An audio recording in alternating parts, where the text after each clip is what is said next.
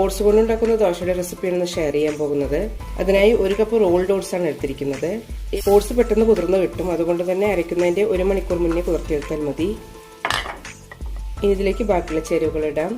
3 table spoon ഉഴുന്ന്, 3 table spoon കടലപ്പരിപ്പ്, ഇതിലേക്ക് 1/2 ടീസ്പൂൺ ഉലുവ കൂടി ഇടാം. ഇത് രണ്ടും 2 മണിക്കൂർ കുതിർത്തിയെടുക്കാം. പരിപ്പിലെ വെള്ളം കുറച്ച് ഊറ്റിയിട്ടാണ് ഇടുന്നത്. ആവശ്യമെങ്കിൽ ഒഴിക്കാം. തരികളില്ലാതെ അരച്ചെടുത്തിട്ടുണ്ട്. ഇതിന് ബൗളിലേക്ക് ഒഴിക്കാം.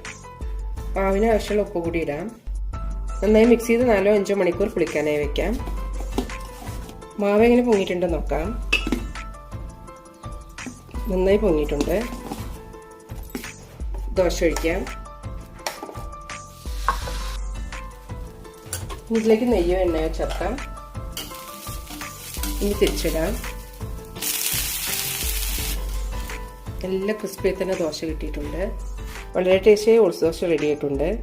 എല്ലാവരും ഒന്ന് ട്രൈ ചെയ്ത് നോക്കൂ.